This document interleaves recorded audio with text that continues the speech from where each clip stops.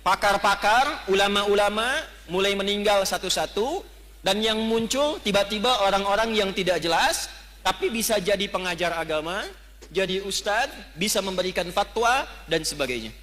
Saya tanya pada ibu, kira-kira dari 5 hal ini sudah terjadi belum sekarang? Ketika masalahnya makin banyak, pertentangannya makin rumit, kadang sulit dibedakan mana yang asli, mana yang palsu, bagaimana cara kita selamat melewati masa itu, sehingga apapun tugas yang kita jalani dalam kehidupan, ibu sebagai, istri, sebagai ibu rumah tangga, mungkin juga berkarir dan sebagainya, bagaimana menjalani pekerjaan dengan selamat dan kembali kepada Allah dengan bahagia dan mendapatkan rahmat Allah Subhanahu wa taala.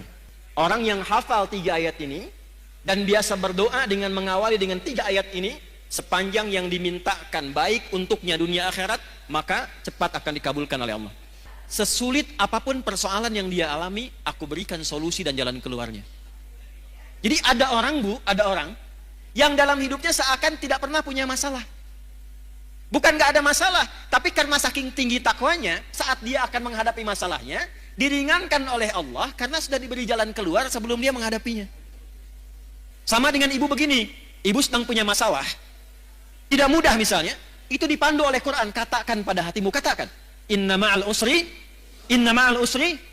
itu kalau ibu masih goyah, keluarkan di lisan, pasti ada solusinya, pasti selesai. Nggak mungkin ada masalah yang nggak ada solusinya, pasti bisa, gitu. Saya mau kasih amalan, mau? Insya Allah kalau ini diamalkan, yang 5 ini akan mudah. Amalnya sederhana. Assalamualaikum warahmatullahi wabarakatuh. Selamat datang kembali di channel ini. Pada kesempatan kali ini, mari kita luangkan waktu kita untuk mendengarkan ceramah yang luar biasa yang akan disampaikan oleh guru kita. Banyak sekali ilmu, banyak sekali fadilah yang akan kita dapatkan dari mendengarkan ceramah ini. Berikut ini, mari kita simak bersama-sama dan renungkan. Selamat mendengarkan. Qala Rasulullah sallallahu alaihi wasallam, untuk menyingkat saya langsung sanadnya kepada Rasulullah sallallahu alaihi wasallam. Yushiku alla taquma as-sa'atu hatta tadhhara al-fitanu wa yakthura al-kadhibu wa yuqbada al-ilmu wa tataqarabu al-aswaqu wa yakthura al-kadhibu. Paham? Tidak.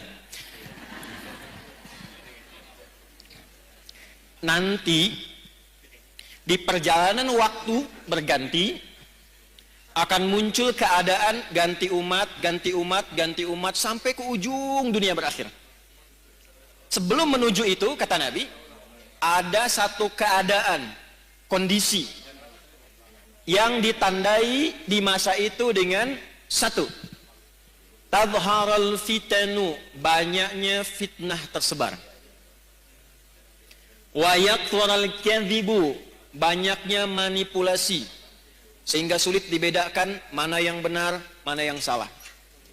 Sedikit-dikit ada masalah, pertentangannya makin banyak. Wa tataqarabul aswaqu, terjadi percepatan digital sehingga tandanya pasar mudah diakses. Ibu dulu kalau ke pasar naik angkot kan, naik ojek manual, beli pulang ke rumah ya. Sekarang diklik barangnya datang ya. Baik. Wa yataqarabu zamanu, nanti waktu terasa cepat. Setahun seperti sebulan, sebulan seperti sepekan, sepekan seperti sehari, sehari seperti sekilatan. Kayaknya baru kemarin ketemu, padahal sudah setahun. Ya, terjadi sekarang. Wa yuqbadul ilmu, pakar-pakar, ulama-ulama mulai meninggal satu-satu, dan yang muncul tiba-tiba orang-orang yang tidak jelas, tapi bisa jadi pengajar agama, jadi ustadz, bisa memberikan fatwa dan sebagainya. Saya tanya pada ibu, kira-kira dari 5 hal ini sudah terjadi belum sekarang? Percepatan digital, sudah ada media sosial sekarang. Kalau ibu dulu curhatnya sambil masak, sekarang mau masak sudah bikin status. Teman-teman, kira-kira menu apa ya yang cocok untuk hari ini? Nah, ya? Nah ternyata ketika era itu muncul, masalahnya makin banyak. Jadi penipuannya sekarang bukan hanya offline, bisa jadi online. Saya itu seumur hidup belum pernah mengisi kajian tentang garam, Bu. Tapi tiba-tiba saya lihat video ada tentang garam ruqyah. Videonya adalah saya, suaranya seperti saya, ya. Dan video yang diambil itu video yang menerangkan tentang bersih-bersih, mandi besar. Kemudian dicuplik videonya, diganti frekuensi suaranya menjadi dagang garam ruqyah. Anda bayangkan? Pernah lihat? Berarti sudah terjadi belum eranya? Sekarang pertanyaannya, ketika masalahnya makin banyak, pertentangannya makin rumit, kadang sulit dibedakan mana yang asli, mana yang palsu, bagaimana cara kita selamat melewati masa itu, sehingga apapun tugas yang kita jalani dalam kehidupan, ibu sebagai, istri, sebagai ibu rumah tangga, mungkin juga berkarir dan sebagainya, bagaimana menjalani pekerjaan dengan selamat dan kembali kepada Allah dengan bahagia dan mendapatkan rahmat Allah Subhanahu wa Ta'ala. Jangan dulu amin, kita bahas dulu ya. Saya nggak akan tanya ibu kelihatan apa enggak ya. Kelihatan? Belum. Emang belum saya tulis, bisa kelihatan.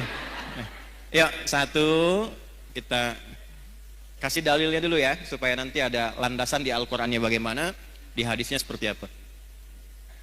Judulnya Panduan Selamat Dunia Akhirat berdasarkan petunjuk Al-Qur'an dan Sunnah Nabi SAW. Satu, Al-Qur'an surah ketiga Ali Imran ayat 102. Saya kotaki, mohon maaf. Ini nanti diantara ayat yang tiap pekan oleh Nabi disampaikan dalam kesempatan khutbah Jumat. Para suami, para ayah, lelaki itu dikumpulkan di masjid untuk membawa isi ayat ini supaya pesannya disampaikan ke rumah. Jadi penting saya sampaikan pada para laki-laki yang Jumatan, ini bukan kalimat formal untuk membuka hanya sekedar khutbah, bukan. Tapi pesannya bawa ke rumah, jaga istrinya, jaga anaknya, jaga keluarganya dengan isi ayat ini. Dua, kita lanjutkan ke hadisnya. Turunan dari ini ditemukan di hadis riwayat Muslim, Imam Muslim, nomor hadis yang ke-8. Periwayatnya sahabat Umar bin Khattab radhiyallahu taala anhu.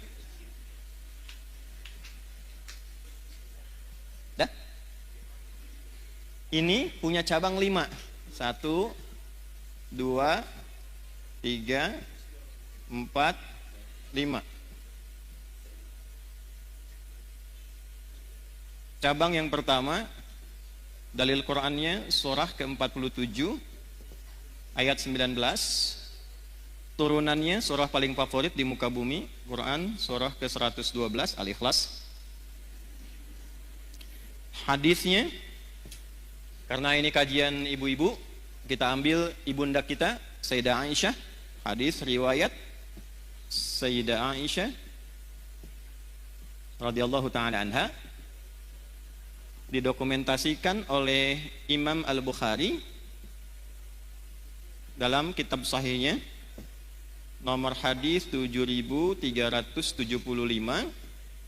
Riwayat yang kedua dari sahabat Abu Sa'id Al-Khudri.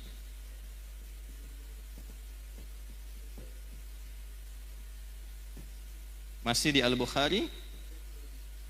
Ini sudah saya cek ya Bu ya, insya Allah betul. Nomor hadis 7374. Sudah? Ini kisi-kisinya, ada yang bawa mobil tadi, Kijang Toyota Sport yang lama, yang biru dongker, platnya 1427 MC. Nah itu ada tulisan di atasnya itu nanti surat yang terkait dengan ini. Di depan ada mobil parkir tadi saya lewat. Nomor platnya 1427 MC itu di belakang. 2. Ini turunannya Quran surah kedua di ayat 45 sampai 46 plus Quran surah ke-29 ayat ke-45. Hadisnya kita ambil yang sahih juga, hadis riwayat Al-Bukhari. juga hadis riwayat Muslim yang meriwayatkan sahabat Abu Hurairah. Karena Al-Bukhari sudah, kita masukkan yang Muslimnya supaya lengkap. Nomor hadis 393 sampai 397. Kemudian yang tokoh yang mengalaminya namanya Khalad bin Rafi' Az-Zuraiqi. Nah, sampai ke tokohnya kita cari supaya maksimal. Ya, kita mulai ya. Setiap pekan dalam kesempatan Jumat, Nabi senantiasa membuka khutbahnya dengan satu ayat Al-Quran, satu ayat saja, tapi memberikan pedoman keselamatan yang pokok. Gampangnya gini, kalau ibu ingin selamat di dunia ini, aktivitasnya apapun, mau ibu pebisnis, pedagang, di rumah, jadi perawat, apapun itu, suami kerjanya apapun, ingin selamat kehidupannya di dunia, sampai dijamin selamat pulang ke akhirat, maka pokoknya ada di ayat ini. Jaga ayat ini, amalkan isinya, pekerjaan apapun insya Allah selamat. Ayatnya ada di Quran surah ketiga Ali Imran di ayat 102 yang tadi saya baca di awal pembukaan kajian. A'udzubillahi minasyaitonirrajim. Ya ayyuhalladzina amanu ittaqullaha haqqa tuqatih wa la tamutunna illa wa antum muslimun. Yuk kita bedah pelan-pelan ya. Kita bagi 3 ayatnya. 1, ya ayyuhalladzina amanu. 2, ittaqullaha haqqa tuqatih. 3, wala tamutunna illa wa antum muslimun. Ini mohon maaf saya tulis dengan khot saka ya. Kan khot itu ada khot nasakh, thuluth, ada ruk'ah, ada farisi. Nah ini jenisnya khot saka, khot paling kontemporer. Saka itu singkatan, saka hoyong, supaya cepat. Ya ayyuhalladzina amanu. Mau dibahas singkat atau dibahas detil? Oke. Ya, disebutkan 361 kali dalam Al-Quran. Fungsinya untuk memanggil, harfun nida. Nah, huruf memanggil itu di bahasa Arab ada 14. Ada a, ada ya, ada aya, ada wa, dan seterusnya. Tapi di Al-Quran yang disebutkan ibu, penting ini catat, itu hanya 1 dari 14 ini. Ini qadarullah kajian kami yang terakhir di disertasinya membahas tentang kajian gramatikal Quran 30 juz dari Al-Fatihah sampai An-Nas. Nah, ia ini satu-satunya huruf panggilan yang disebutkan dalam Al-Quran. Ternyata rahasianya, yaitu memiliki fungsi, memiliki dan mewakili seluruh fungsi huruf-huruf nida yang lain. Misal, huruf nida itu huruf panggilan, Bu. Ya, ibu nida, ibu panggilan. Dipanggil suami, panggil anaknya dan sebagainya. Ya, memanggil yang dekat. Ya, memanggil yang menengah. Ya, memanggil yang jauh. Ya, bisa untuk minta tolong. Ibu sedang tawaf, tiba-tiba misalnya ada kondisi tertentu, kejepit, terus minta tolong. Ibu tinggal panggil dengan 1 huruf. Ya, nengok semua tuh. Ya, yang dekat, yang menengah, yang jauh. Nidaul qarib, nidaul mutawassit, nidaul ba'id. Pelan-pelan. Ayyuha disebutkan 150 kali dalam Al-Quran. Ayyunya namanya munada kalau di ilmu nahwu, berfungsi menguatkan hukum. Haknya namanya hak tanbih, berfungsi mengingatkan. Nanti sampai sini belum paham, kalau sudah kita terangkan jelas baru mengerti. Alladzina disebutkan 1080 kali dalam Al-Quran. Ini namanya konjungsi, kata sambung, isim mausul, tapi menunjuk pada objek, orangnya tanpa kecuali, siapapun. Mau laki-laki, mau perempuan, berapapun usianya, siapakah dia, besar, kecil, tua, muda, apakah dia diberikan kekuatan dengan kedudukan, harta melimpah, atau orang biasa, semua tanpa kecuali. Jadi kalau ada ayat Quran dibuka dengan kata alladzina amanu, artinya Allah tidak membedakan siapapun sepanjang dia merasa punya iman. Yuk kita terjemahkan dengan ilmu tadi. Ya ayyuhalladzina amanu, hei semua yang masih merasa punya iman dalam dirinya. Aku tidak melihat apakah engkau merasa kaya, orang biasa, punya kedudukan, laki-laki kah, perempuan kah, besar kah, kecil kah, tua kah, muda kah, ulama kah, orang biasa kah, sepanjang engkau merasa punya iman kepadaku, dimanapun kau berada. Apakah engkau merasa dekat, menengah, atau engkau sedang berada di tempat yang jauh, sepanjang engkau merasa punya iman, aku tegaskan, aku ingatkan, aku tegaskan, aku ingatkan. Nah, kalau tahu begitu beda kan ya ngajinya ya. Ibu kalau menemukan kalimat seperti itu di Quran, artinya kita sedang disentuh langsung oleh Allah. Allah nggak lihat status kita, nggak lihat status sosial, tidak melihat status berkehidupannya, apakah berkeluarga atau belum. Yang penting merasa punya iman. Ingat ya Bu ya, ingat baik-baik ini. Saya berikan satu rahasia penting di dalam pembuka ayat ini, tapi ini diantara kita saja. Kalau ada ayat dibuka dengan kata iman, itu artinya informasi yang disampaikan di ayat ini menentukan kadar keimanan kita. Apakah iman kita betul-betul sedang kuat, lemah, atau berada di tengah-tengah? Nanti yang menentukan kalimat setelahnya. Ya ayyuhalladzina amanu. Karena itu para sahabat kalau mendengar ayat turun di Quran dengan kalimat iman, ya ayyuhalladzina amanu, mereka akan datang dengan gembira dan mengatakan sami'na wa ata'na. Kami mendengarkan ya Allah ya Rasulullah, dan kami akan menaati apapun yang disampaikan oleh Allah untuk membuktikan keimanan kami pada Allah dan Rasul. Nah, jadi sahabat dulu seperti itu. Ya, di antara ayat paling favorit bagi Nabi itu Al-Baqarah ayat 284 sampai 285. Orang yang hafal 3 ayat ini dan biasa berdoa dengan mengawali dengan 3 ayat ini, sepanjang yang dimintakan baik untuknya dunia akhirat, maka cepat akan dikabulkan oleh Allah. Itu ada di hadis. Ya. Lillahi ma fis samawati wa ma fil ardh. Sampai ayat 286, la yukallifullahu nafsan illa usaha. Sekarang lihat ayat ke-285-nya. Amanar rasulu bima unzila ilaihi mir rabbih wal mu'minun itu ini. Kullun amana billahi wa malaikatihi wa terus baina ahadim wa qalu. Nah, itu poinnya. Ghufranaka rabbana wa ilaikal wa qalu sami'na wa ata'na. Jadi sahabat itu kalau ada ayat turun dengan ya ayyuhalladzina amanu, mereka senang karena masih diaku oleh Allah. Bu, ini saya kasih gambaran Bu ya. Ibu kalau diaku anak oleh orang tua senang tidak? Ibu kalau diaku teman sama orang yang berpengaruh senang tidak? Ibu kalau bilang, presiden bilang begini, ini teman saya tuh, senang tidak? Senang.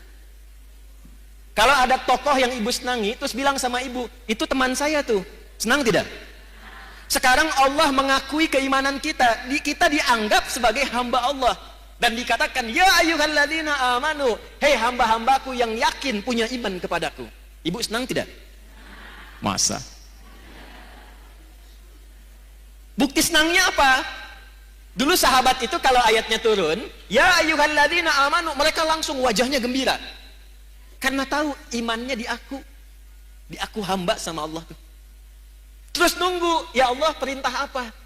Sami'na, kami akan mendengarkan dengan fokus, wa ata'na, setelah kami dengar, kami akan amalkan, kami taati. Jadi bukan sami'na wa nanyaina.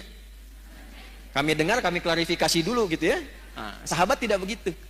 Nah, sekarang ini poinnya. Jadi di sini ada ukuran iman, bahasa kerennya parameter iman.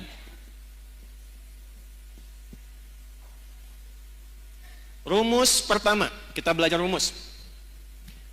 Kalau ibu ingin mengukur keadaan imannya, ingin tahu nih, sedang kuat, biasa-biasa, atau sedang lemah, ibu keluarkan semua ayat di Quran yang ada kata iman di awalnya. Lalu lihat setelah itu informasinya. Kalau ibu sudah mengamalkan informasi itu dengan semangat, artinya imannya sedang kuat. Contoh, kalimat iman pertama di Al-Quran ada di Al-Baqarah ayat 3. Alladzina yu'minuna bil ghaib. Kalimat iman pertama. Setelah itu wa yuqimunas. Nah, orang-orang yang imannya itu cenderung bagus kepada Allah, pakai yu'minun, cenderung bagus, naik, bisa dilihat dengan semangatnya menunaikan sholat dengan baik. Maka menunaikan sholat itu ukuran iman. Bila ibu sholatnya semangat, itu tandanya imannya kuat. Tapi kalau sholatnya biasa-biasa saja, imannya standar. Kalau malas-malas, imannya lemah. Misal, di An-Nisa ayat 103. فَإِذَا قَضَيْتُمُ الصَّلَاةَ فَاذْكُرُوا اللَّهَ قِيَامًا وَقُعُودًا وَعَلَى جُنُوبِكُمْ فَإِذَا اطْمَأْنَنْتُمْ فَأَقِيمُوا الصَّلَاةَ إِنَّ الصَّلَاةَ كَانَتْ عَلَى الْمُؤْمِنِينَ كِتَابًا مَوْقُوتًا. Saya baca terjemahannya pakai ilmunya. Secara singkatnya begini, di ujungnya. Orang beriman itu pasti menjaga dan mengetahui waktu sholat. Jadi ada orang yang saking kuatnya iman, bukan hanya nunggu panggilan sholat, Bu. Waktu sholat pun dia hafal. Tuh. Subuh jam berapa tadi? Nggak usah deket sini. Jam berapa? 4? 4.17, 4.20, 18. Terjadi perbedaan pendapat tentang waktu sholat subuh. Gak apa-apa, ini menunjukkan ibu berada dari daerah yang berbeda-beda, ya. Kiara Condong, Kiara Condong. Soreang, Soreang, ya. Alhamdulillah. Karawang, ada, masya Allah. Bekasi, baik, ya. Bekasi memang agak jauh dikit. Nih, kita ambil tengah-tengah subuh 4.18 misal. WIB, waktu Indonesia bagian Bandung. Adzan di istiqamah. Allahu Akbar, Allahu Akbar. Ibu dengar 4.18. Begitu ibu dengar adzan, ibu langsung siap-siap. Ya, dipanggil sholat, langsung siap-siap. Nah, ini menunjukkan imannya ibu itu standar. Nah, belum kuat. Awas, hati-hati. Suami ibu kerja di kantor jam 7 masuknya, datang jam 7, standar tidak? Standar. Kalau suami ibu datang jam 6, nah itu melebihi standar istimewa. Dipanggil 4.18, ibu sadar dan siap-siap 4.18, standar tidak? Standar. Belum kuat. Kalau ibu bangun jam 3, sebelum dipanggil siap-siap, warming up dulu tahajud, istighfar dulu, supaya frekuensinya ibadah kepada Allah nyambung, sholatnya khusyuk, baru imannya kuat. Tapi kalau dipanggil 4.18, baru bangun 8.14, nah, itu iman lemah. Jadi yang ini, yang kuat, ini orang yang merasa dekat dengan Allah. Saking dekatnya dia siap-siap sebelum dipanggil. Yang ini yang standar, yang menengah, kapan dipanggil, datang. Yang ini udah dipanggil-panggil masih ngitung, dah qomat belum? Duhurnya masih lama. Ini. Sehingga merasa agak jauh jaraknya. Ya ayyuhalladzina amanu, ya-nya berfungsi. Hei, baik engkau yang merasa dekat denganku, yang biasa-biasa, ataupun yang merasa jauh dariku, sepanjang engkau masih merasa punya iman, aku tetap mengakui engkau sebagai seorang hamba. Amalkan amalan ini. Kalau diamalkan, yang imannya lemah bisa kuat, yang biasa-biasa bisa semakin dekat dengan Allah, dan yang sudah dekat akan menjadi kualitas iman yang istimewa. Jelas sampai sini? Jadi kalau ibu menemukan kalimat di Quran, ya ayyuhalladzina amanu, setelah itu ada kalimat, ada informasi, amalkan isinya, karena isi ayat itu sejatinya ingin mendidik kita supaya membangun hubungan lebih kuat dengan Allah Subhanahu wa taala. Itu maksudnya. 2. Ini saya kotaki. Ibu tanya, bagaimana cara saya meningkatkan iman ya Allah? Saya ingin naik standar dari yang biasa-biasa naik ke iman yang lebih kuat. Saya ingin iman saya yang terlihat sekarang lemah, sehingga rapuh, ada masalah juga, sering pesimis, ada tekanan cepat jatuh. Saya ingin menguatkan diri saya supaya lebih dekat denganmu ya Allah. Bagaimana caranya? Maka Al-Quran tidak berhenti dengan hanya menyampaikan informasi, tingkatkan imanmu. Diteruskan dengan panduan, kalau engkau ingin meningkatkan imanmu, ingin membangun kedekatan lebih dengan Allah, maka caranya ittaqullaha haqqa. Ini rumus selamatnya yang ini, Bu. Tingkatkan takwa. Ini rumus selamat dunia akhirat.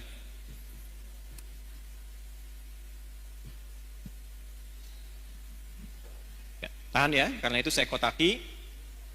Tingkatkan apa? Pelan-pelan. Jadi kalau ibu bertanya, apa rumus selamat dunia akhirat dalam Al-Quran dan hadis? Bahasa Qurannya sederhana. Tingkatkan takwa secara serius dan benar. Tingkatkan takwa secara serius dan benar.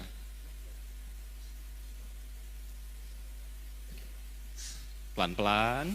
Mohon izin saya turunkan sedikit volumenya supaya lebih bisa didengar dengan baik. Tadi kalau agak keras tuh agak semangat ya. Bu, saya kasih jalan berpikir dulu. Bahasa kerennya, logikanya begini. Yang punya rizki itu siapa? Yang punya harta siapa? Yang punya ilmu siapa? Yang punya segalanya? Oke. Sekarang simpan. Tidak ada yang serupa dengan Allah. Laisa kamitslihi syai'. Tapi saya kasih ibu permisalan sedikit saja. Ibu kalau dekat dengan pejabat, aksesnya mudah nggak? Ibu kalau punya teman orang kaya, gampang dibantu nggak? Gampang kan? Dengan logika yang sama, ibu kalau dekat dengan Allah, apa yang sulit bagi Allah? Nah, ini jarang dipakai, Bu. Ada persoalan, kenapa tidak dikembalikan ke Allah? Ingin sesuatu, kenapa tidak meminta ke Allah? Yang kita butuhkan sekarang itu bukan materinya, bukan kedudukannya. Yang membuat bahagia itu seringkali bukan karena materi berlimpah, bukan. Yang sejatinya membuat kita lebih bahagia itu ada ketenangan dalam jiwa. Makanya di rumah tangga, sakinah itu didahulukan sebelum mawaddah.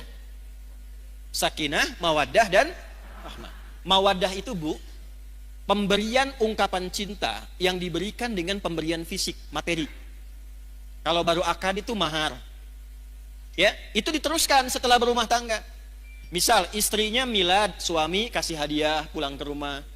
Mama, selamatnya milad, semoga berkah. Ya, nggak usah tiup-tiup lilin mah, ini aja aku punya hadiah nih. Gelang 2 kilo misalnya kan. Misal gitu. Nah, suami juga begitu. Misal suami promosi jabatan dapat, atau dia merasa bahagia, ibu masakkan kue kesukaannya, itu mawaddah, Bu. Itu mawaddah namanya. Jadi ada rasa cinta yang timbul karena berbagi hal materi, itu mawaddah. Tapi pertanyaannya, kenapa sakinah mendahului mawaddah? Karena sebanyak apapun harta dikumpulkan, kalau tidak ada ketenangan di rumah tangga, itu hampa kehidupannya. Saya kan sering tanya ibu kan, ini terakhir saya mau tanya lagi nih. Ibu pilih mana? Kaya tapi gelisah atau miskin tapi tenang? Tidak ada pilihan ketiga. Dua aja. Dua aja. Saya tahu, saya belum bilang pun lihat wajah ibu sudah paham saya. Pasti cari yang ketiga. Kaya tapi gelisah atau miskin tapi tenang? Angger kayak. Ya. Jadi ada rumus dalam psikologi, jika terjebak pada dilema di antara dua cinta, pilih yang ketiga katanya tuh. Dah sini. Nah, yang melahirkan ketenangan, yang membuka akses, itu dalam Al-Quran kuncinya sederhana, takwa. Contoh, buka Quran surah ke-65 misalnya, surah tentang rumah tangga. Di akhir ayat kedua, di awal ayat ketiga. Wa may yattaqillaha yaj'al lahu wa yarzuqhu min haitsu la. Siapapun yang ingin meningkatkan takwanya kepada Allah, pakai man. Man itu sifatnya individu, per orang. Jadi Allah nawarin gini, Bu. Bukan ke banyak-banyak semua, tidak. Ke setiap orang. Jadi ibu kalau baca ayat itu, rasakan ayatnya untuk kita. Saya kalau baca ayat itu, saya posisikan begini. Adi Hidayat. Bawa secara personal, ke pribadinya. Wa may yattaqillaha, dan siapapun, hei fulan, hei fulana, yang mau meningkatkan takwanya kepada Allah, yaj'al lahu, sesulit apapun persoalan yang dia alami, aku berikan solusi dan jalan keluarnya. Jadi ada orang, Bu, ada orang yang dalam hidupnya seakan tidak pernah punya masalah. Bukan gak ada masalah, tapi karena saking tinggi takwanya, saat dia akan menghadapi masalahnya, diringankan oleh Allah karena sudah diberi jalan keluar sebelum dia menghadapinya. Ibu kenal Siti Maryam?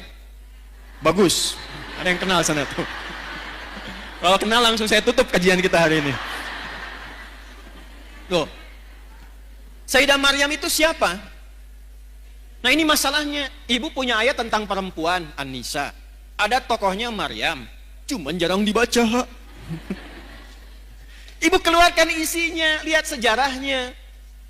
Maryam itu ketika akan terlahir, itu ibunya berharap lahirnya laki-laki. Karena ada berita dalam kitab suci sebelumnya, di masa ibunda itu tinggal, namanya Hannah, suaminya Imran. Ada tanda-tanda akan lahir dari rahim seorang perempuan terbaik di masa itu, seorang nabi dan rasul. Semua sepakat, Hannah itu orang terbaik, perempuan paling solihah di masanya, suaminya soleh. Kemudian ketika mengandung, berharapnya laki-laki. Imrannya meninggal sebelum lahir anaknya. Begitu lahir, lahirnya perempuan. Ibu pengen laki-laki, keluar tiba-tiba perempuan. Nah anak ini unik, Bu. Nanti kalau dalam kajian lain fikih rumah tangga, kita akan bahas salah satunya hikmah tentang anak.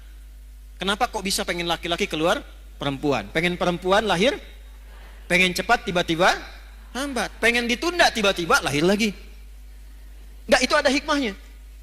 Tapi saya mau langsung masuk ke Maryam. Begitu lahir perempuan, beliau langsung berkata begini, ya Allah, perempuan.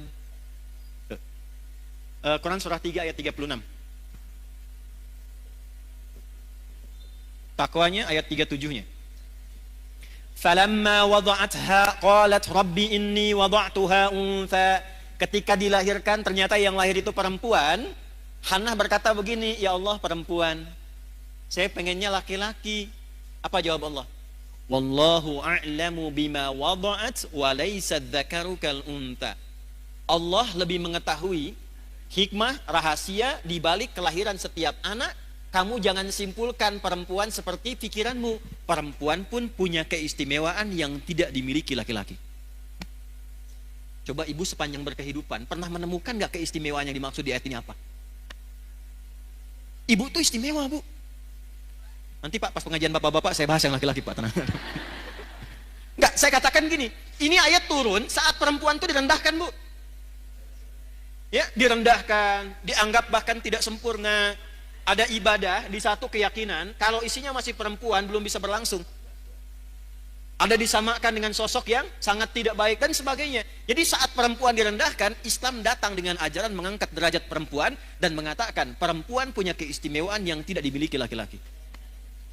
Lalu wa inni sammaituha Maryam, diberi namalah anak perempuan itu dengan nama apa? Maryam. Yang mau saya katakan bukan Maryamnya.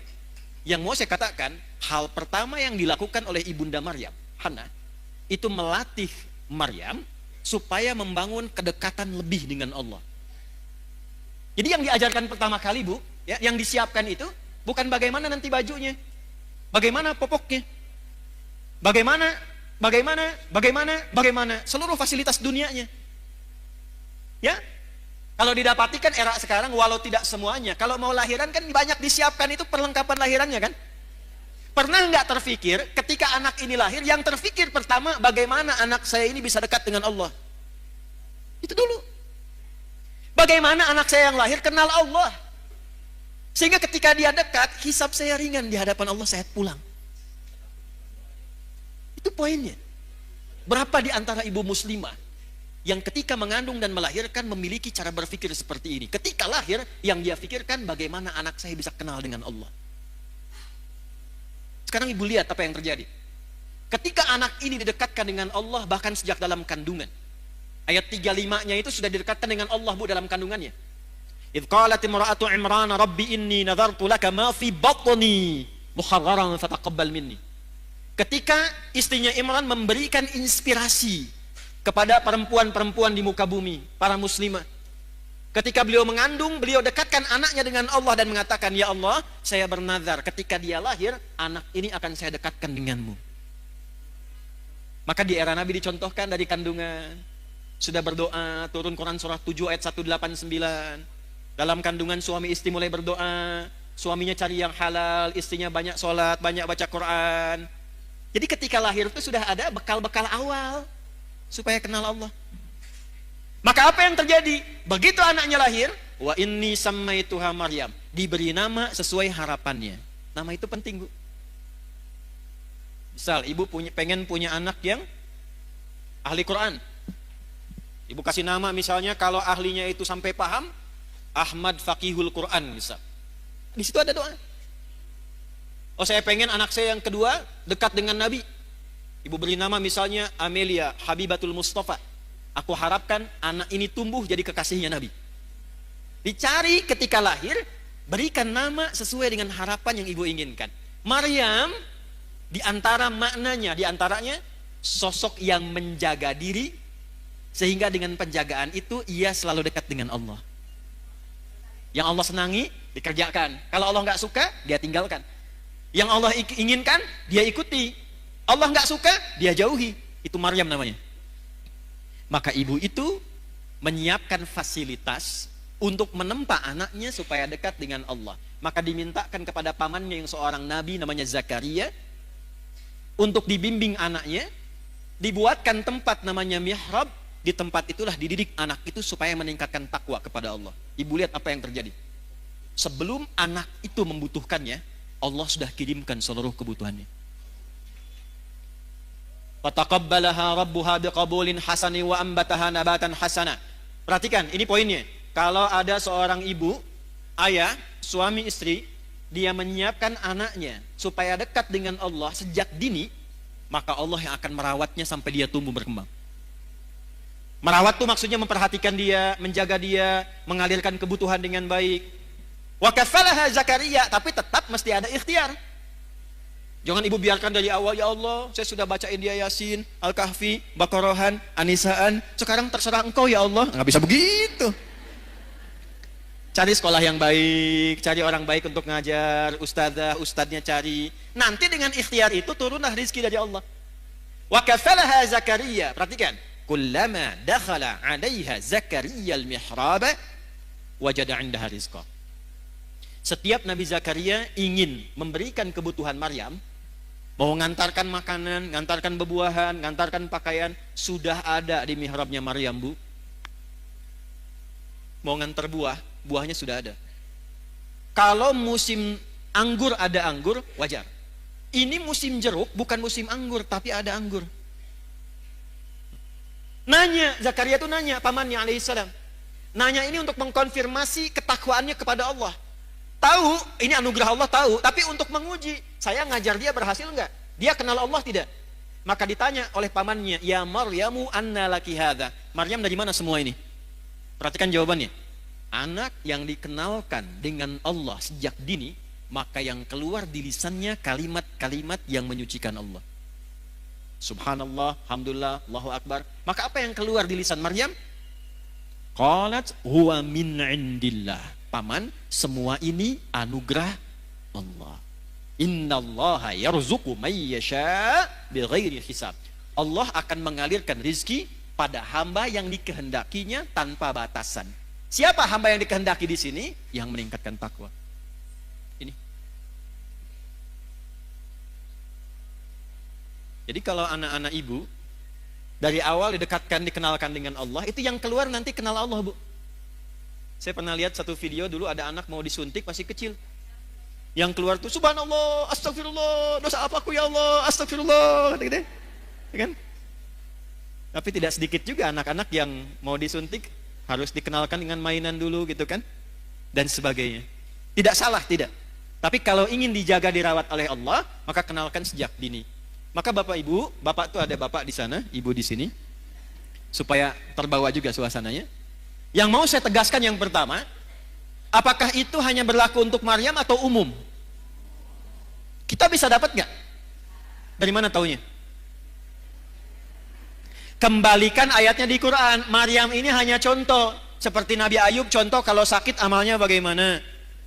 Seperti Nabi Yunus contoh kalau sedang kena musibah amalnya seperti apa. Seperti Nabi Ibrahim contoh kalau jadi ayah yang sibuk memperhatikan anak bagaimana. Contoh. Petunjuknya ada di Quran. Jadi kapanpun kita hidup, keluarkan ayat ini, maka kita berpeluang mendapatkan yang sama seperti Maryam mendapatkannya. Maryam Nabi bukan? Bukan. Rasul bukan? Perempuan? Solihah? Takwa? Dapat. Ibu Nabi bukan? Sama dengan Maryam. Rasul bukan? Sama dengan Maryam. Perempuan? Sama dengan Maryam. Ibu sama solehnya dengan Maryam. Itu yang beda. Nah, tinggal ini yang ditingkatkan.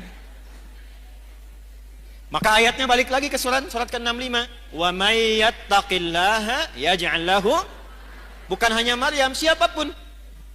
Dulu ada Maryam, sekarang misalnya ada Iis, ya, ada Ina, ada Eti, ya, ada Ici, ada macam-macam lah, silahkan gitu kan. Ada Siti, ada macam-macam.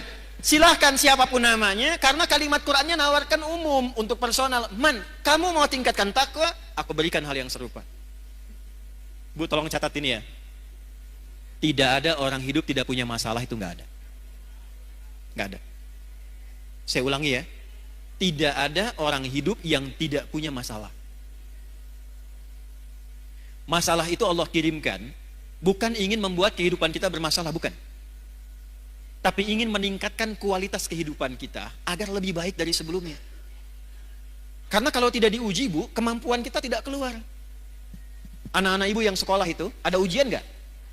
Kalau nggak ada ujian, itu ibu nggak akan tahu anak ibu tuh benar nggak belajarnya. Ilmunya dapat nggak? Untuk menguji bahwa dia sudah dapat ilmu, punya kemampuan baru, mesti ada ujian. Nanti kalau sudah pintar, naik kelas dia, menghadapi masalah yang baru.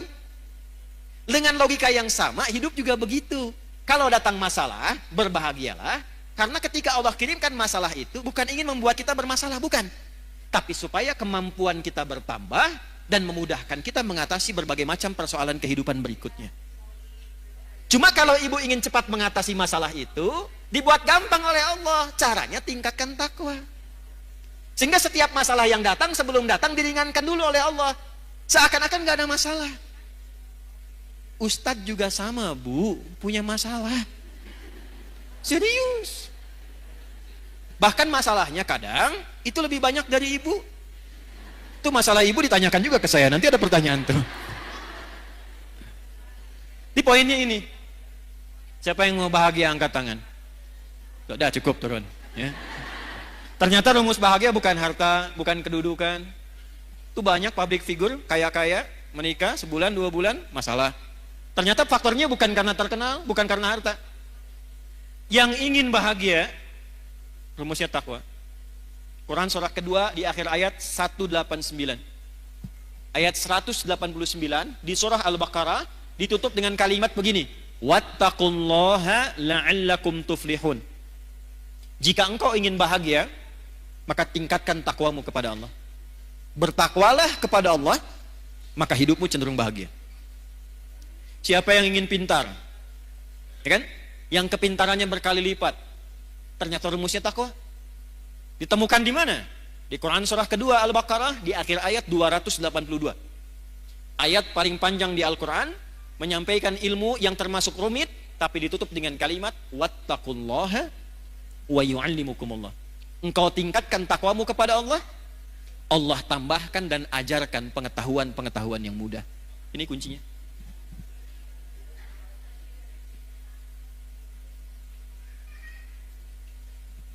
Nah, jadi kalau ingin selamat, ingin nyaman hidup di dunia, sampai nyaman kembali ke akhirat, nyaman, enak, tenang, baik, tuh bahasa Arabnya hasanah. Ibu hasanah, ibu yang nyaman, tenang, baik, ya. Nah, jadi kalau cerewet tinggal bilang ibu hasanah loh gitu. Cerewet pada yang baik boleh, ya. Rabbana atina fid dunya wa fil akhirati wa qina. Itu rumusnya. Takwa. Jelas sampai sini? Sekarang pertanyaannya begini, kalau saya ingin meningkatkan takwa, caranya bagaimana? Kan tadi ingin selamat meningkatkan iman, caranya dengan apa? Ingin meningkatkan takwa, caranya bagaimana? Maka Al-Quran langsung memberikan petunjuk, udah nggak usah banyak-banyak, nggak usah pusing-pusing, fokus pada yang 5 ini saja. Ada berapa caranya? Yang 5 ini, ibu tolong bikin tabel. Tabel tuh bagan begini bu ya. Ini nih. Bikin kotak. Terus sama ibu di sini kasih nomor bu. 2, 3, 4, 5. 1, 2, 3, 4, 5. Sudah? Ini tuliskan amalnya. Nomor, amal, ini checklistnya. Buat di apa bahasa soreangnya, dicontreng, ya. Nah, gitulah. Lihat sini. Saya ingin meningkatkan iman, caranya dengan takwa. Dengan takwa hidup saya mudah, dengan takwa hidup saya nyaman, dengan takwa insya Allah terjamin selamat dunia akhirat. Bagaimana cara meningkatkan takwa? Bagian ketiga ini. Wala tamutunna illa wa antum. Wawunya pakai ataf. Dan jagalah takwa ini sepanjang engkau hidup. Jangan sampai engkau wafat kecuali engkau menjaga takwa ini. Bagaimana cara menjaganya ya Allah? Wa antum muslimun. Jagalah 5 pokok yang takwa sebagai seorang muslim. Di terjemahan diartikan kecuali engkau menjadi seorang apa? Muslim. Muslim itu artinya orang yang mengamalkan Islam. Saya ulangi. Muslim itu artinya orang yang mengamalkan apa? Ibu senang bahasa Arab gak? Kenapa pelan suaranya? Kalau enggak, jawab aja. Enggak, gitu, enggak apa-apa bu, enggak harus pelan-pelan. Ya, jawab bu ya, jawab. Kecuali kalau akad nikah diam bisa. Ya, kalau ibu dilamar, anak ibu misalnya ya, dilamar, diam. Itu harus pastikan bu. Diam itu tanda setuju. Kalau tidak setuju, jawab. Karena kaidah usul fikihnya mengatakan begini, as-sukutu alamatu heeh. Diam itu tanda setuju. Ya. Nah kalau pertanyaan begini disampaikan, nah kita tinggal gambarkan saja kecenderungannya kemana untuk diulas. Ibu senang bahasa Arab gak? Gini, kalau ada 4 huruf, misal Islam, maka kalau kita mau bentuk jadi orang, tinggal tambah mu depannya sebelum akhirnya i. Islam orangnya muslim, iman orangnya mukmin, ikhlas orangnya mukhlis, ihsan orangnya rumusnya MUI, MUI, Islam, MUI, Muslim, iman, mukmin, ihsan, baik, ikhlas, jelas ya? Tapi kalau katanya begini, O atau A, tinggal tambah ah di ujungnya, tak. Misal, laki-laki mau jadiin perempuan, tinggal tambahkan tak, ah di ujungnya. Muslim, perempuannya, nah, mukmin, nah, soim, nah. Dah sini. Sudah. Biar nggak ngantuk. Muslimun, orang-orang Islam.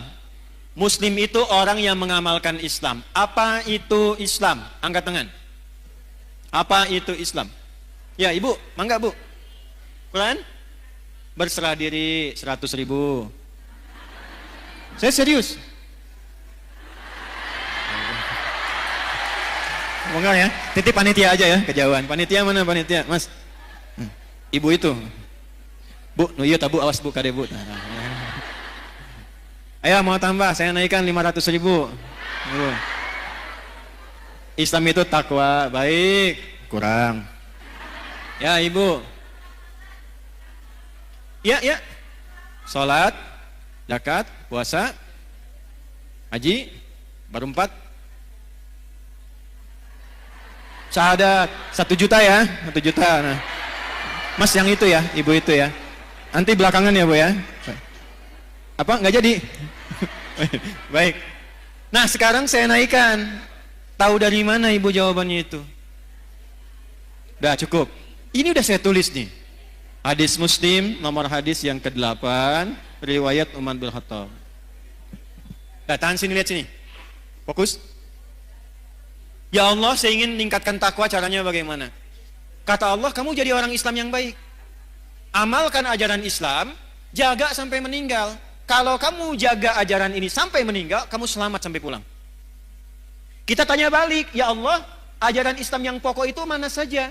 Maka dijawablah oleh Nabi, jawaban ini diungkapkan oleh Umar bin Khattab, disampaikan kemudian dirangkum oleh Imam Muslim, dituliskan di kitabnya nomor hadis yang ke-8 sampai ke kita. Apa jawabannya? Ketika Nabi ditanya mal Islam, kata Nabi, 1, antashhada an la ilaha illallah wa anna Muhammadar Rasulullah. Amal pertama syahadat, syahadatain.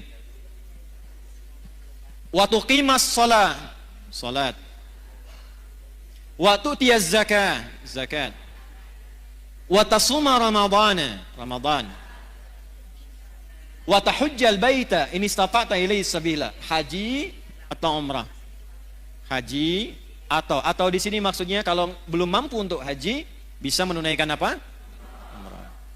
Maka yang didahulukan hajinya. Saya checklist haji. 5. Bu, 5 ini aja jaga sampai meninggal. Insya Allah selamat. Ibu mau dagang? Boleh. Tapi pastikan ibu punya syahadat. Karena ini kuncinya. Ibu mau sekaya apapun, sehebat apapun, suami punya kedudukan apapun, syahadatnya nggak ada, nggak bisa selamat di akhirat, Bu. Nggak percaya nanti lihat deh. Ya. Ini bagian pertama. Saya tanya, ibu kenal Firaun? Ayo bilang kenal. Firaun itu kaya tidak? Punya kedudukan tidak? Punya pasukan tidak? Masalah utamanya apa? Syahadat ini. Makanya perjuangan terakhirnya yang dia pengen saat mau ditenggelamkan itu, dia pengen syahadat. Saya sekarang beriman sama Tuhannya Musa dan Harun. Kata Jibril, enak aja. Ya? Karena syahadat yang sudah dipaksakan di tenggorokan dan dipaksakan, hanya ingin, bukan karena ikhlas syahadatnya. Dia menginginkan dengan mengucapkan itu pengen selamat dari terjangan air laut pada masa itu. Maka Jibril melihat ini bukan ketulusan, ini kepura-puraan. Maka malaikat diwahyukan, diperintahkan mengambil bagian dari tanah, ya, atau juga dari bagian tanah laut, ya. Kalau kita bahasa Indonesianya apa ya? Kalau kira condong tuh letak tuh apa bahasanya? Lumpur. Nah, ya. Lumpur laut diambil lalu dijejalkan ke mulutnya begini. Masalahnya apa? Yang dia cari syahadatnya. Ya, jangan dikira kekuatan, jangan dikira harta benda, jangan dikira kehebatan. Yang tampil di dunia itu bisa membawa keselamatan di akhirat, belum tentu. Ini yang pertama. Jadi sekarang ibu lakukan apa? Yang ibu lakukan, keluarkan semua anggota keluarga, tulis siapa aja di sini. 1, 2, 3, 4, 5. Yang ke atas siapa? Yang ke bawah siapa? Yang ke kanan siapa saja? Ke kiri siapa saja? Ayahnya, ibunya, suami, istri, anaknya, sampai ke bawah. Cek. Yang pertama, yang harus dipastikan, ini ada enggak?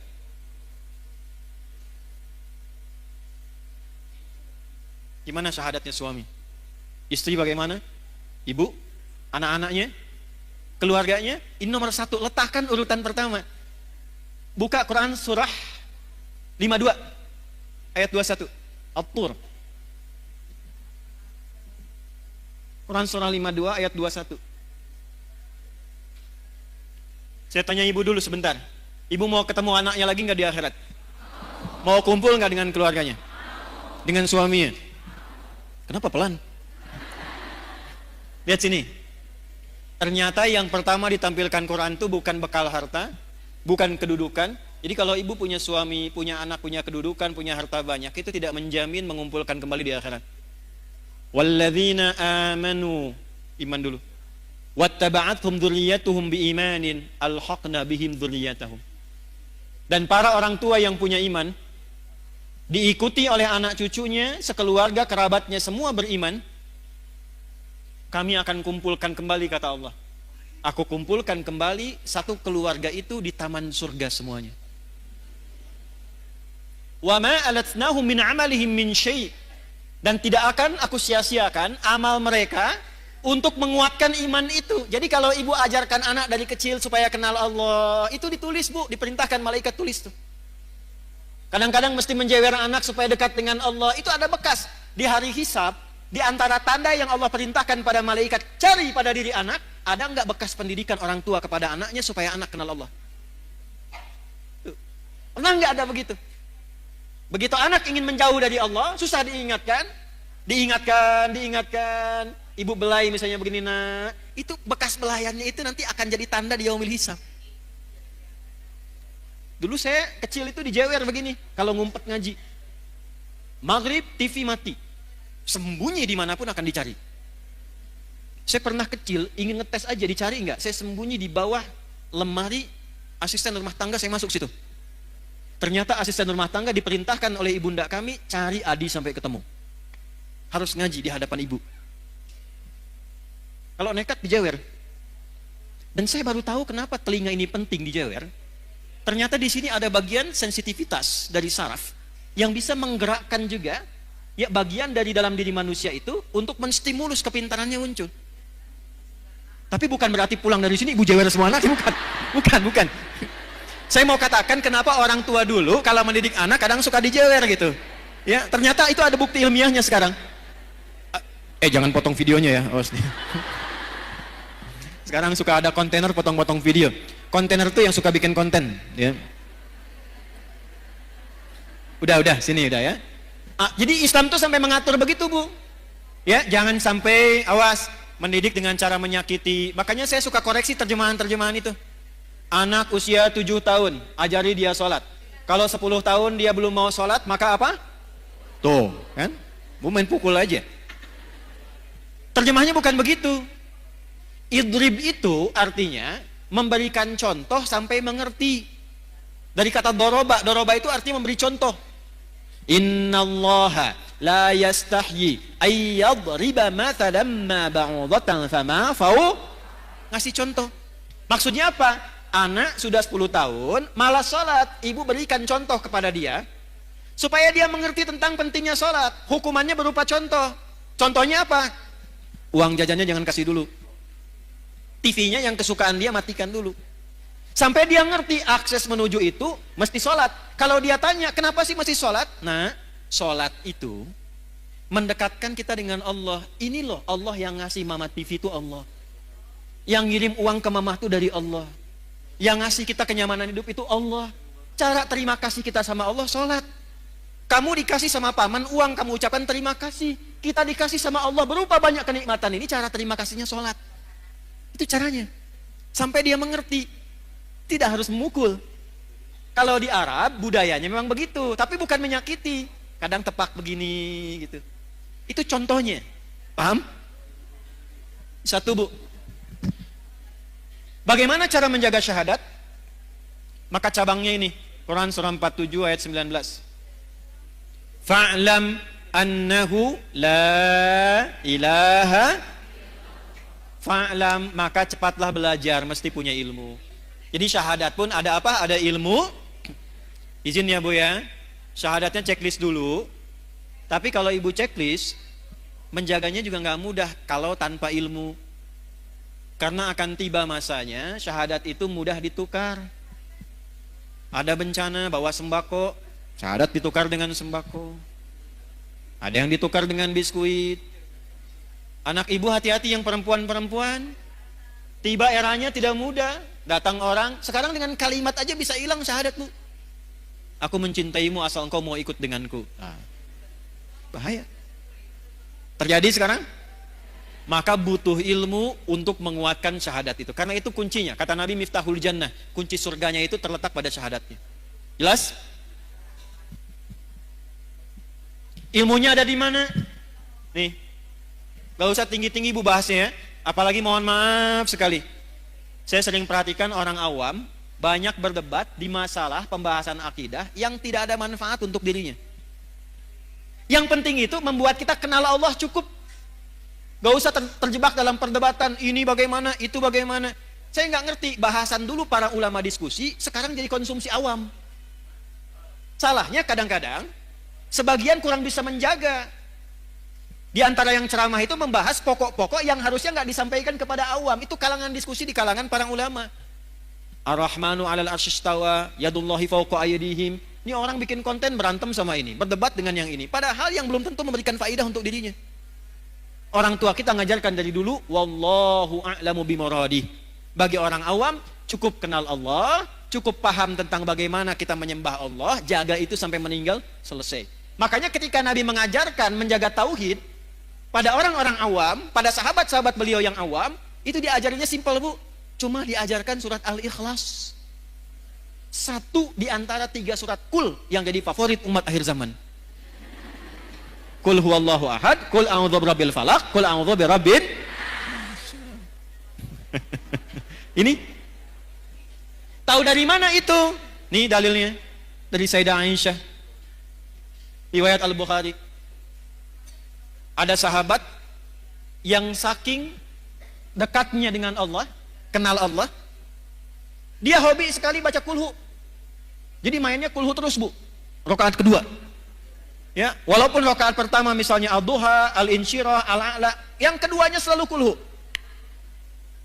Dikomplainlah kemudian, ya, beberapa sahabat ngomplain itu, kamu kenapa sih main kulhu terus? Baca kulhu terus? Maka disampaikan kepada Nabi, inilah hebatnya Nabi sallallahu alaihi wasallam. Nabi tidak memberikan vonis, tidak langsung memberikan hukum, dipanggil orangnya ditanya, kenapa engkau senang baca kulhu di rakaat kedua?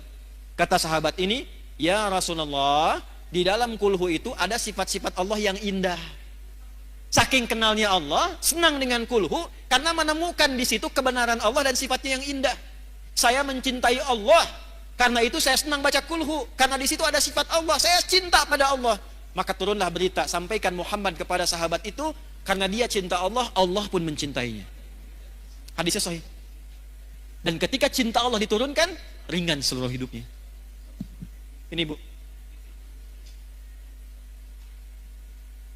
Maka latihan, belajar tafsirnya. Qul huwallahu Allahus lam yalid walam yakul lahu.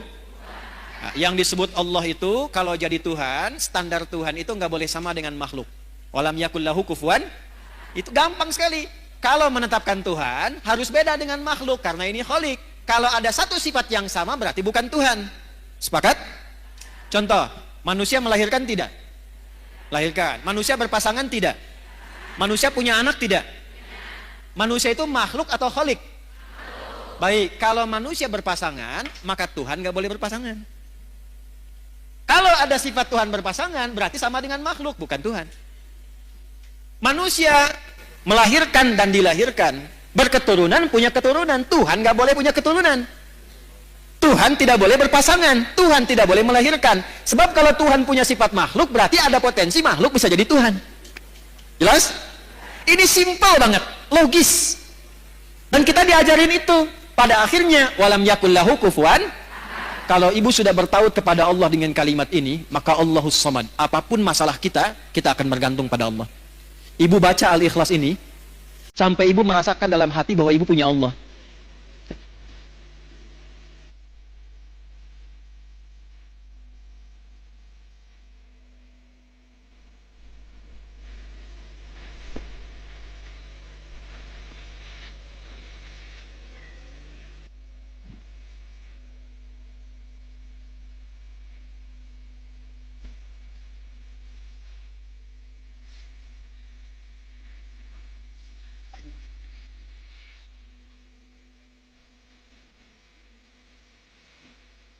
Karena ini belum menancap pada kalbunya. Di hadis Abu Sa'id Al-Khudri, Bu, ada sahabat bilang begini, ngapain sih baca surat itu terus? Diadukan kepada Nabi. Apa komentar Nabi? Nabi malah menyanjung, surat Al-Ikhlas ini itu sepertiganya isi kandungan Al-Quran. Jadi kalau ibu ingin dimudahkan hafal Quran, dimudahkan dekat dengan Quran, pahami surat Al-Ikhlas, baca akan itu dengan niat ingin dimudahkan dekat dengan Al-Quran. Ini cara menguatkan syahadat. Boleh dibawa kepada zikir, boleh. Makanya dalam sholat, setelah sholat itu salah satu yang dibaca itu selain ayat kursi itu Al-Ikhlas. Sebelum tidur Al-Ikhlas dibaca dengan Al-Falaq dan An-Nas. Maaf Bu ya, Saya bukan ingin mengajarkan, hanya ingin mengingatkan. Cara bacanya jangan hanya keluar di lisan bunyi sampai tertanam di kolbu bahwa ibu merasa punya Allah. Qul huwallahu ahad. Sampai ibu merasa bisa nangis itu luar biasa. Allahus samad. Ya Allah, aku ikrarkan dengan lisanku bahwa Engkaulah satu-satunya dan hanya satu Tuhan yang aku sembah dan ibadahi. Allahus samad, ya Allah, aku punya masalah dalam kehidupan, tapi aku punya keyakinan ketika aku gantungkan semua persoalan ini solusinya kepadamu, Engkau yang akan ringankan seluruh masalahku. Dan ketika ibu menyebut Allahus samad, rasakan masalah apa yang dimiliki. Dengan anakkah, dengan rumah tanggakah, kehidupan sosialkah, lalu sandarkan semua kepada Allah. Lam yalid walam, Engkaulah Tuhan yang tunggal, yang hak, tidak beranak, tidak diperanakan, satu-satunya Tuhan, ya Allah. Walam yakul lahu, enggak ada yang pernah serupa denganmu. Kalau sudah aku ikrarkan seperti ini, aku bertuhan kepadamu, aku bergantung kepadamu, belum Engkau juga berikan solusi padaku, maka dengan cara apa lagi aku memohon? Masya Allah, sangat luar biasa ceramah yang sudah disampaikan oleh guru kita. Sahabat beriman yang dirahmati Allah, tetaplah di channel ini. Dan mari kita lanjutkan kembali untuk mendengarkan ceramah dari guru kita. Selamat mendengar. Kepadamu. Karena itu ketika Nabi lewat, ada sahabat mengatakan begini, Allahumma ushidu bi annaka antallah as-samad alladzi lam yalid wa lam yulad wa lam yakul lahu kufuwan ahad. Allahumma inni as'aluka an taghfiraliya. Ya Allah, aku bersaksi hanya Engkaulah Tuhanku satu-satunya, aku sembah, aku tuhankan. Aku gantungkan hidupku kepadamu. Aku nyatakan Kau satu-satunya Tuhan yang tidak serupa dengan makhluk manapun, tidak beranak, tidak diperanakan. Aku tidak minta apapun, ya Allah. Dengan aku mengesahkanmu, aku hanya minta ampuni dosaku. Aku ingin jadi orang baik. Nabi lewat, lalu Nabi mengatakan begini, Fulan, tahukah engkau apa yang kau baru baca tadi? Orang ini berkata, ya Rasulullah, engkau yang paling tahu. Allah wa Rasulu a'lam.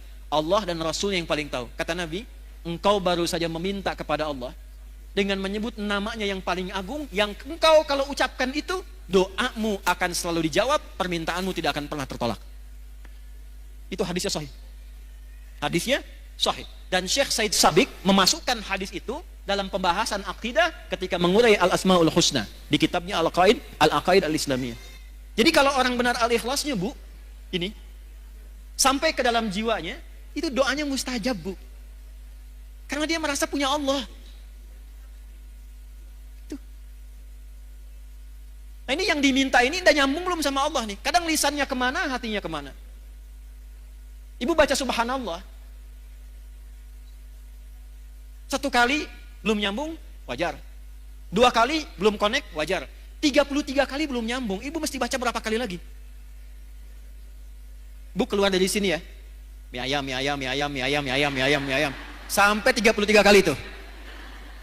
Saya yakin sampai mau tidur ibu akan ingat mie ayam itu. Nggak percaya silahkan.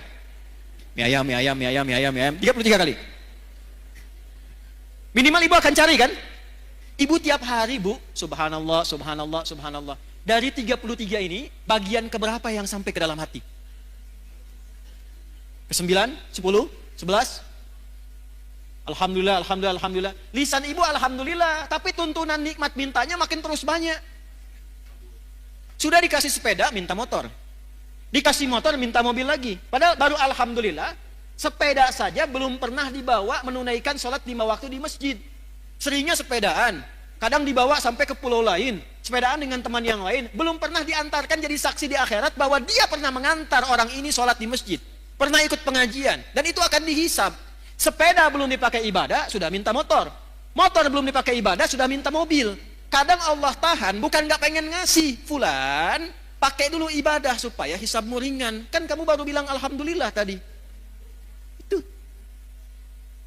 Allahu Akbar. 33 kali, kali 5 tuh. 165. Dalam sehari. Allahu Akbar, Allahu Akbar, Allahu Akbar. Tapi masih kalah juga. Allahu Akbar, Allahu Akbar. Ayo cek ke masjid, ayo. Diskon, kewe sekedapin. Nomor 2. Ini saya tanya serius nih. Ibu kalau ada pas sinetron Korea yang paling ibu senangi, pas waktunya azan, ibu tunda dulu sinetronnya untuk sholat, atau ibu tahan dulu tetap nonton, nanti sholatnya nomor 2? Ya, alhamdulillah. Checklist ya. Lihat sini. Ini materi itu sebetulnya sederhana, Bu. Cuman kedalamannya ini yang jarang diungkap. Maksud saya, checklist ini, syahadaten, formal iya. Sampai ke dalam jiwa, cek sudah belum? Latihan tiap hari. Nyambung lagi, cara melatih supaya ketika syahadat saya merasa punya Allah itu bagaimana? Lakukan seperti Nabi bimbing kita. Karena itu ada bagian keduanya. Wa asyhadu anna Muhammadan.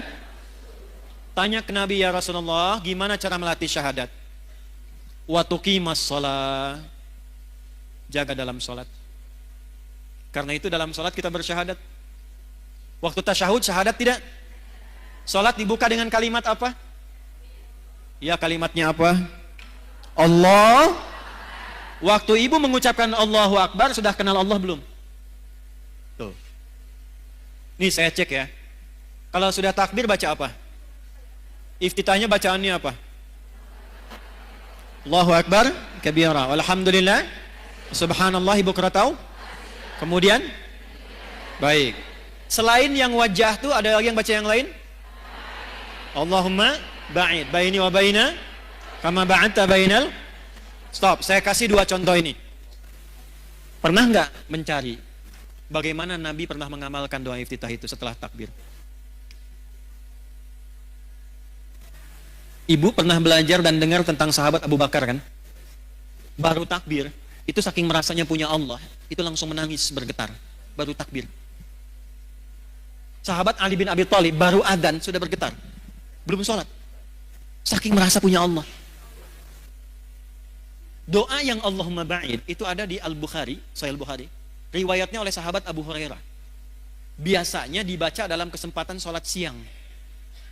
Subuh, zuhur, asar, sholat siang. Yang wajah tuh ada di Sunan Abu Daud. Biasa diamalkan oleh Nabi pada malam hari. Sanadnya nanti tersambung melalui Imam Ali bin Abi Thalib radhiyallahu ta'ala anhu. Jadi kalau yang Allahumma ba'id dari Abu Hurairah, yang wajah tuh dari sahabat Ali bin Abi. Pertanyaannya, kenapa yang wajah tuh sering dibaca malam, sementara Allahumma ba'id sering dibaca siang? Walaupun boleh baca wajah tuh, subuh boleh, siang boleh, nggak dilarang. Ada 12 doa iftitah, Bu. Boleh-boleh saja, sah. Tapi yang mau saya katakan, kenapa sering dibacanya di waktu itu? Perhatikan caranya. Ketika tangan diangkat, buang urusan dunia ke belakang.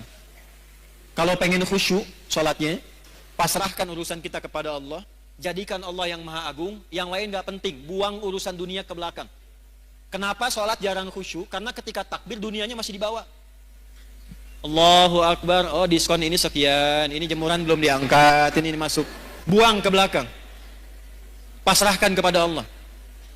Enggak, ini ada kitabnya, ya. Ada beberapa kitab, kita simpulkan saja dengan cepat karena waktunya tinggal 5 menit. Lihat sini. Allahu Akbar, angkat tanganmu sejajar dengan pundakmu di sini, hadwaman kibaihi, atau sejajar daun telinga di sini, hadis An-Nasai. Tapi dua makna ini artinya apa? Angkatlah tanganmu, pasrahkan dirimu kepada Allah. Sekarang sholat dibuka, hanya Allah yang maha agung, yang lain gak penting, semua buang ke belakang. Maka itu di Abu Daud dikatakan fakul, maka katakan Allahu Akbar. Saking pentingnya komitmen itu diucapkan dengan lisan. Di Islam itu, Bu, kalau ada ibadah yang membutuhkan kekuatan supaya hatinya mantap, itu lisannya dipandu berucap. Haji, umrah, itu kenapa sampai lisan mengatakan labaik Allahumma hajjan, labaik Allahumma umrah? Karena ini ibadah penting, hatinya mesti mantap, dibantu oleh lisan, ucapkan. Sama dengan ibu begini, ibu sedang punya masalah, tidak mudah misalnya, itu dipandu oleh Quran, katakan pada hatimu, katakan inna ma'al usri, itu kalau ibu masih goyah, keluarkan di lisan, pasti ada solusinya, pasti selesai. Enggak mungkin ada masalah yang enggak ada solusinya, pasti bisa. Gitu. Kita punya ayatnya, Bu. Sekarang yang pakai orang Jepang. Dulu saya SD 94-95 itu di TPI itu ada sore-sore sekitar jam 5:30 acara Benteng Takeshi. Reporternya kalau ada mau menaklukkan Benteng Takeshi dengan tank main-mainan, dia akan selalu motivasi mengatakan begini, kamu bisa. Sekarang itu dipakai di Korea, di anak-anak TK, itu kalau mau masuk dia mengatakan begini, harus lebih daripada Jepang, kita bisa, harus lebih daripada Jepang. Jadi kalau Jepang bikin ini, mereka bikin ini. Sekarang mereka dengan percaya diri tinggi maju. Kita punya ayatnya. Gak pakai oh, punya ayat. Oh. Balik ke tadi. Angkat tangan, rasakan punya Allah. Nah, karena sahabat Abu Bakar ini merasa punya Allah, beliau ini merasa takut kalau sholat pun masih membawa salah. Makanya ketika siang, kenapa siang baca Allahumma ba'id? Saya tanya pada ibu, dibandingkan dengan malam dan siang, mana di antara dua waktu itu yang banyak kita beraktivitas? Siang atau malam? Hukum mengatakan, semakin banyak beraktivitas, semakin besar potensi salahnya. Lisan yang banyak bicara akan banyak berpotensi salah dibandingkan yang banyak diam. Mata yang banyak melihat akan mungkin banyak salah lihat dibandingkan dengan orang yang terpejam. Demikian seterusnya. Maka kenapa dalam siang itu sering dibaca Allahumma ba'id? Karena ibu perhatikan maknanya. Begitu takbir, tangan ditutup begini. Ini ada riwayatnya, Bu. Ada riwayatnya. Kalau saya ulas terlalu panjang, saya langsung ke iftitah saja. Allahumma ba'id baini wa baina khataaya. Ya kecil yang pendek itu penting sekali. Ya kecil yang pendek itu pengakuan. Khataaya jamak dari kata khati'ah, banyak salahnya. Ya-nya pengakuan. Terjemahnya begini. Ya Allah, aku merendahkan diriku di hadapanmu dalam sholat ini. Dan aku mengakui dalam sholat ini pun aku banyak membawa kesalahan dalam hidupku. Tapi aku pun meyakini bahwa engkau memiliki rahmat yang tidak terbatas. Ba'id baini wa baina khataaya kama ba'adta bainal masyriqi wal maghrib. Maka aku mohon dengan limpahan rahmatmu, jauhkan aku sejauh-jauhnya dengan kesalahan-kesalahan yang telah aku perbuat, ya Allah, sebentang engkau jauhkan antara timur dengan barat yang tidak pernah bertemu. Maksudnya, aku tidak mau melihat kesalahanku lagi saat dihisab di hari kiamat nanti. Allahumma naqini minal khataaya kama yunaqqa thawbul abyadu minad danas. Ya Allah, kalau kesalahanku ini seperti noda dalam baju, maka dengan rahmatmu jadikan aku bersih kembali dalam menunaikan sholat ini seperti noda dibersihkan dari pakaian. Allahumma ghsilni bil ma'i wa thalji wal barad. Ya Allah, sekotor apapun dosa yang aku bawa dari ujung kepala sampai ujung kaki, mohon hilangkan dengan sholat ini seperti pakaian yang dicuci dengan air yang sangat jernih dan dingin. Jadi ketika takbir, baca Allahumma ba'id, itu sambil dobat, sambil tobat, sambil ingat dosamu. Jadi begitu takbir Allahumma ba'id baini wa baina khataaya, ibu bayangkan saat sholat itu membawa salah apa sebelum sholat? Salah ucap kepada anak, salah sikap kepada suami, salah pikiran, salah tutur kepada kedua orang tua, bahkan sudah meninggal masih salah sangka.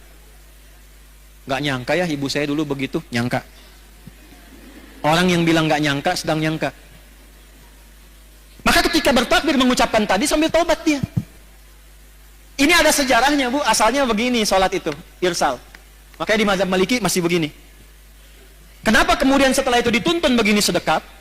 Karena ada orang datang ke Nabi sebelum waktu sholat, ngaku punya kesalahan. Ya Rasul, saya berbuat salah begini tadi. Saya nggak ingin dihukum di akhirat, pengen diselesaikan di dunia, hukum saya. Tibalah waktu sholat, kata Nabi, kita sholat dulu, nanti habis sholat kita selesaikan. Au kama qala.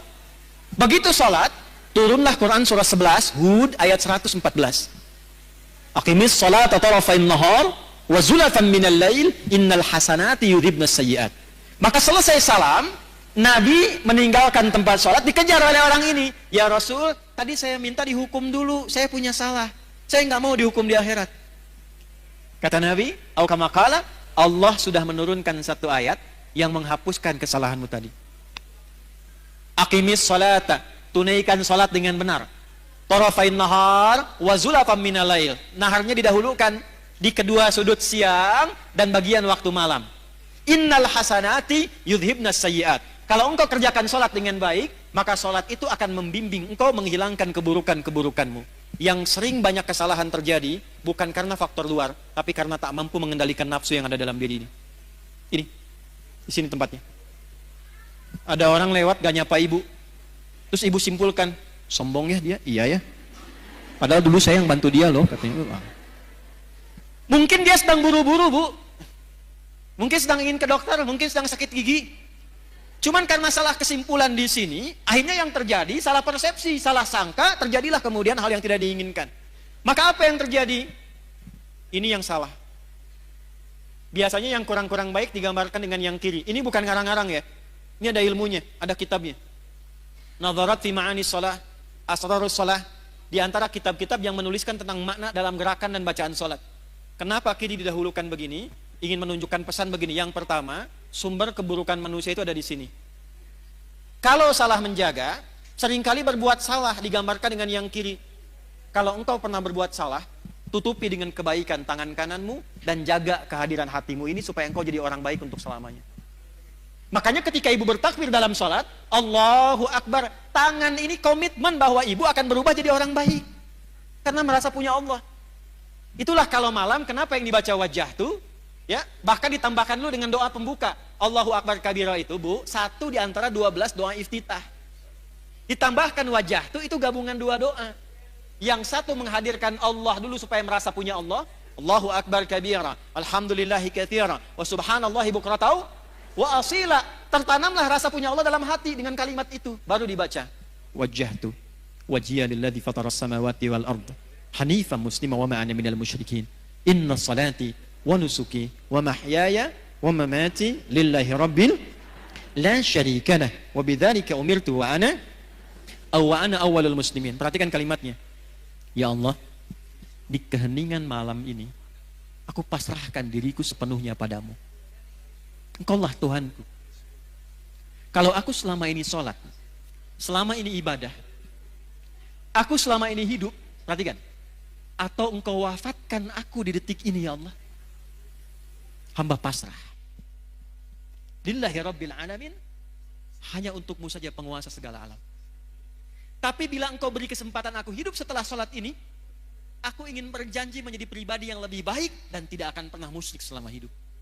Jadi wajah itu perjanjian kita kepada Allah dengan komitmen mengatakan, ya Allah, aku merasa punya Tuhan, engkaulah Tuhanku, karena aku bertuhan kepadamu, aku berjanji akan jadi orang baik dan menyiapkan bekal sebelum pulang kepadamu. Pernah nggak ada rasa itu sebelum kita sholat? Itu yang saya maksudkan checklist. Pentingnya ngaji itu. Jadi nggak usah bahas yang tinggi-tinggi yang nggak kita butuhkan dalam tanda petik. Ini aja dulu supaya selamat. Anak udah sholat belum? Sekolahnya bagus, bangunannya bagus, modern, bayarannya mahal, trennya bagus, tapi nggak bisa sholat. Coret, Bu. Untuk apa? Ibu yang ngandung dia, ibu yang melahirkan berjuang dengan kematian, ibu yang memberikan ASI, ibu yang dihisab.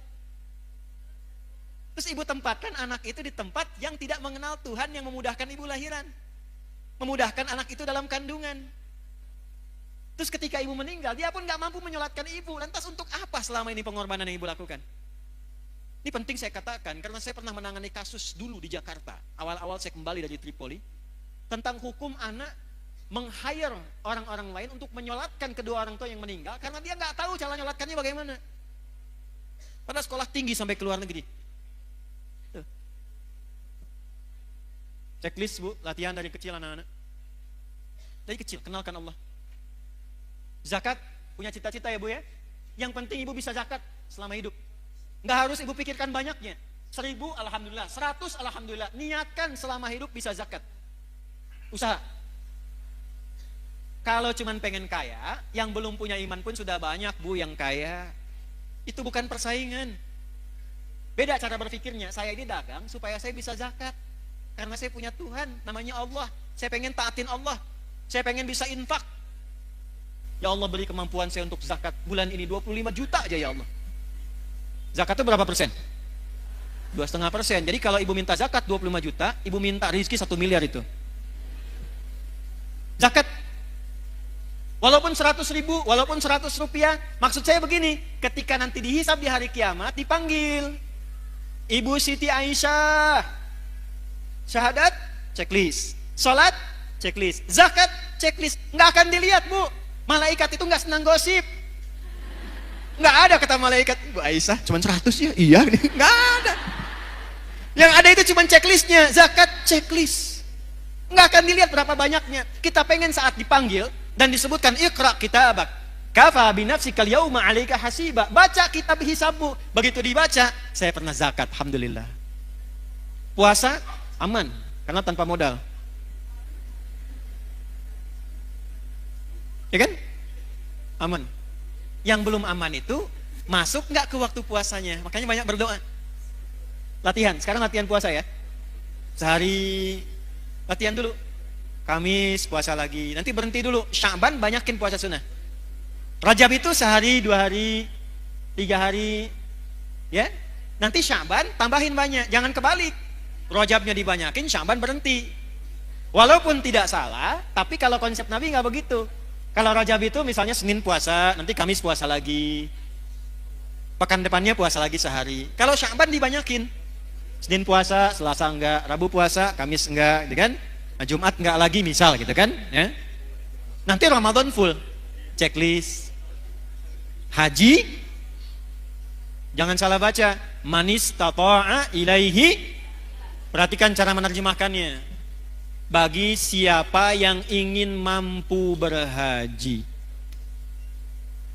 Terjemahan pertama, yang mampu haji. Terjemahan kedua, yang berusaha mampu haji. Beda atau enggak? Kita hanya dituntut berusaha mampu haji. Maka dari sekarang nabung. Walaupun sebulan 100 rupiah, enggak apa-apa 100 rupiah. Niatnya dituliskan. Dia tidak berhaji selama hidupnya, meninggal dunia sebelum haji, tapi tabungannya tercatat niat hajinya. Maka ketika dihisab, fulana, dibuka kitabnya, Masya Allah, usahanya untuk berhaji, niatnya haji mengantarkan dia pada anugerah mabrur di sisi Allah, sekalipun dia belum berhaji. Niatnya. Jelas? Ini 5 ini, Bu. Checklist ini aja. Cuman mohon maaf, nanti Sob Muslimah juga saya kasih arahan ya. Ibu dari pengajian-pengajian, yang 5 ini dalami, perdalam dengan topik pengajian. Jadi kalau pengajian, bikin kurikulum supaya terarah ngajinya. Saya kan sering bilang pada ibu begini, ibu perempuan, lahir perempuan, tumbuh perempuan, sekarang pun masih perempuan, meninggal sebagai perempuan. Pernah nggak mengeluarkan ayat-ayat tentang perempuan dalam Al-Quran? Sebagai anak perempuan bagaimana? Sebagai istri perempuan tugasnya apa? Sebagai ibu bagaimana? Kalau jadi nenek seperti apa? Sampai meninggal, pernah nggak dikeluarkan? Sampai persiapan meninggalnya. Itu aja dulu. Nanti yang pokok dalami, sholat yang khusyuk bagaimana? Jaga syahadat bagaimana? Cara supaya kerjanya berkah, dapat harta, bisa dipakai zakat bagaimana? Ya sebentar. Waktu habis katanya. Ya, kemudian puasa dan cita-citakan haji. Jelas? Saya mau kasih amalan, mau? Insya Allah kalau ini diamalkan, yang 5 ini akan mudah. Amalnya sederhana. Usahakan tiap hari baca Al-Quran. Saya ulangi ya. Usahakan tiap hari baca Al-Quran. Walaupun 1 ayat. Tapi jangan yang 1 ayat 1 huruf.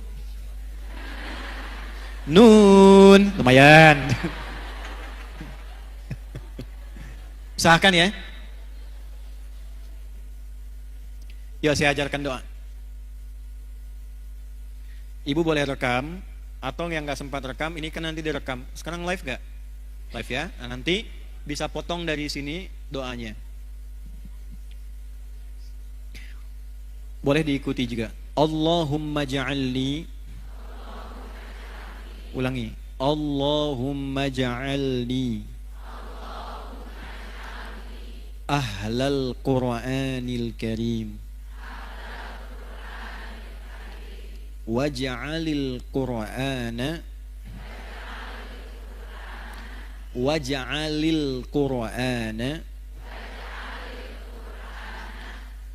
sahiban li fid dunya wa syafi'an li fil akhirah.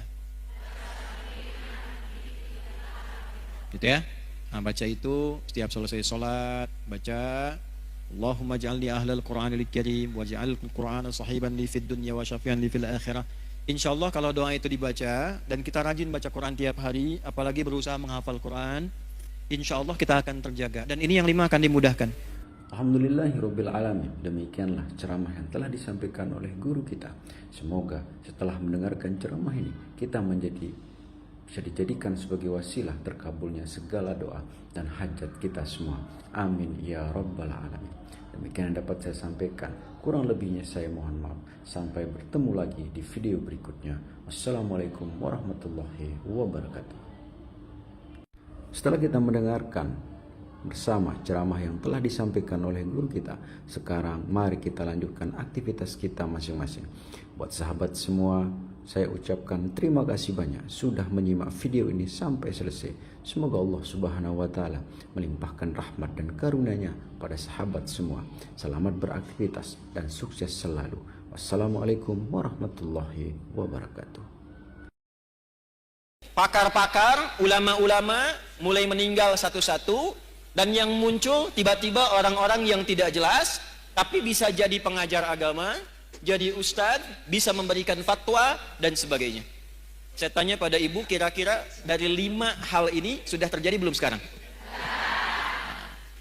Ketika masalahnya makin banyak, pertentangannya makin rumit, kadang sulit dibedakan mana yang asli, mana yang palsu, bagaimana cara kita selamat melewati masa itu, sehingga apapun tugas yang kita jalani dalam kehidupan, ibu sebagai istri, sebagai ibu rumah tangga, mungkin juga berkarir dan sebagainya, bagaimana menjalani pekerjaan dengan selamat dan kembali kepada Allah dengan bahagia dan mendapatkan rahmat Allah Subhanahu wa taala. Orang yang hafal 3 ayat ini dan biasa berdoa dengan mengawali dengan 3 ayat ini, sepanjang yang dimintakan baik untuknya dunia akhirat, maka cepat akan dikabulkan oleh Allah. Sesulit apapun persoalan yang dia alami, aku berikan solusi dan jalan keluarnya. Jadi ada orang yang dalam hidupnya seakan tidak pernah punya masalah. Bukan gak ada masalah, tapi karena saking tinggi takwanya, saat dia akan menghadapi masalahnya, diringankan oleh Allah karena sudah diberi jalan keluar sebelum dia menghadapinya. Sama dengan ibu begini, ibu sedang punya masalah, tidak mudah misalnya, itu dipandu oleh Quran, katakan pada hatimu, katakan, inna ma'al usri, itu kalau ibu masih goyah, keluarkan di lisan, pasti ada solusinya, pasti selesai. Nggak mungkin ada masalah yang nggak ada solusinya, pasti bisa, gitu. Saya mau kasih amalan, mau? Insya Allah kalau ini diamalkan, yang 5 ini akan mudah. Amalnya sederhana. Assalamualaikum warahmatullahi wabarakatuh. Selamat datang kembali di channel ini. Pada kesempatan kali ini, mari kita luangkan waktu kita untuk mendengarkan ceramah yang luar biasa yang akan disampaikan oleh guru kita. Banyak sekali ilmu, banyak sekali fadilah yang akan kita dapatkan dari mendengarkan ceramah ini. Berikut ini, mari kita simak bersama-sama dan renungkan. Selamat mendengarkan. Qala Rasulullah sallallahu alaihi wasallam, untuk menyingkat saya langsung sanadnya kepada Rasulullah sallallahu alaihi wasallam. Yushiku alla taquma as-sa'atu hatta tadhhara al-fitanu wa yakthura al-kadhibu wa yuqbada al-ilmu wa tataqarabu al-aswaqu wa yakthura al-kadhibu.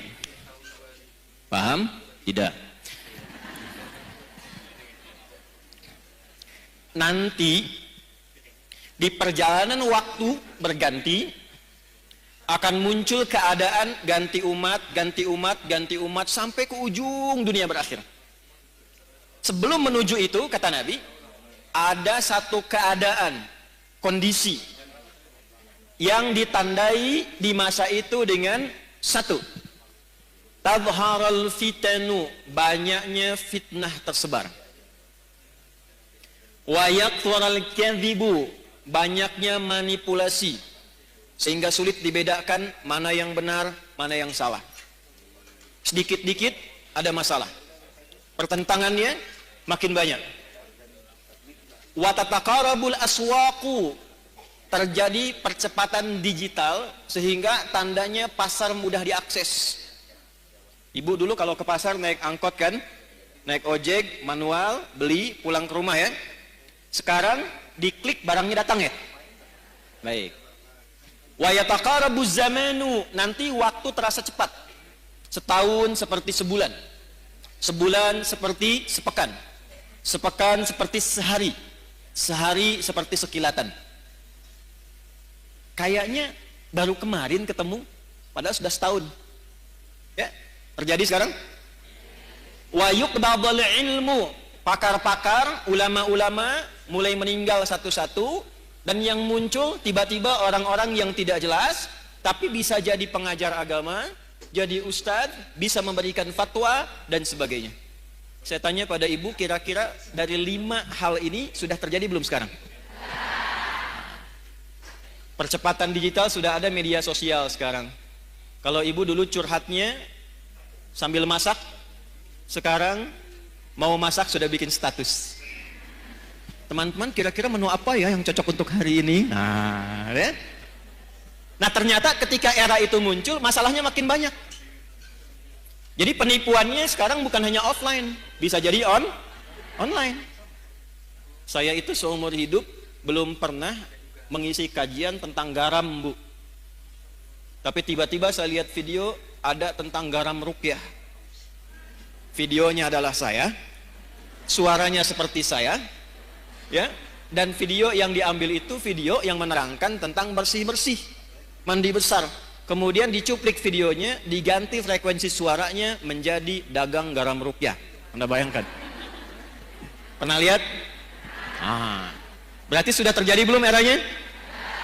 Sekarang pertanyaannya, ketika masalahnya makin banyak, pertentangannya makin rumit, kadang sulit dibedakan mana yang asli, mana yang palsu, bagaimana cara kita selamat melewati masa itu, sehingga apapun tugas yang kita jalani dalam kehidupan, ibu sebagai istri, sebagai ibu rumah tangga, mungkin juga berkarir dan sebagainya, bagaimana menjalani pekerjaan dengan selamat dan kembali kepada Allah dengan bahagia dan mendapatkan rahmat Allah Subhanahu wa taala.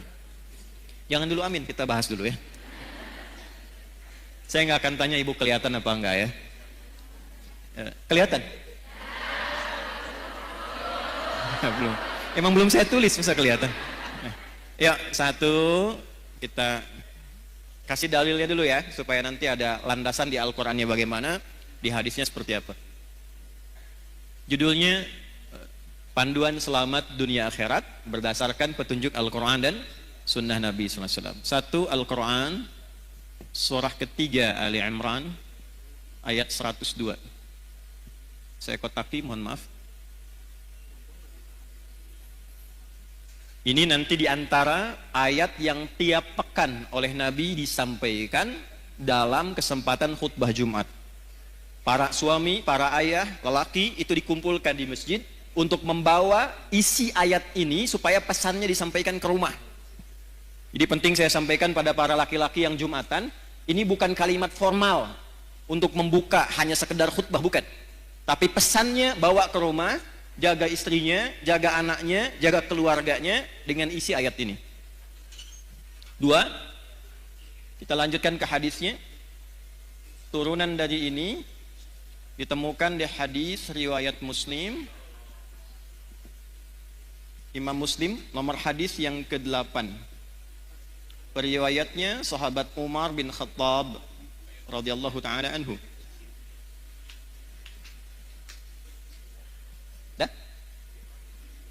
Ini punya cabang 5. 1, 2, 3, 4, 5. Cabang yang pertama, dalil Qur'annya surah ke-47 ayat 19. Turunannya surah paling favorit di muka bumi, Quran surah ke-112 Al-Ikhlas. Hadisnya, karena ini kajian ibu-ibu, kita ambil ibunda kita Sayyidah Aisyah, hadis riwayat Sayyidah Aisyah radhiyallahu taala anha, didokumentasikan oleh Imam Al-Bukhari dalam kitab sahihnya nomor hadis 7375. Riwayat yang kedua dari sahabat Abu Sa'id Al-Khudri.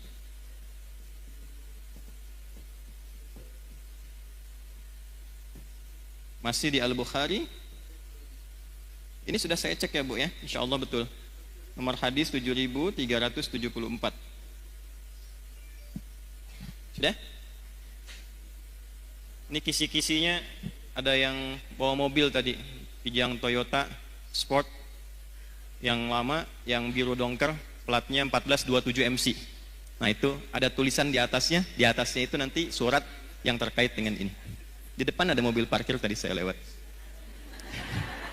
Nomor platnya 1427 MC itu di belakang.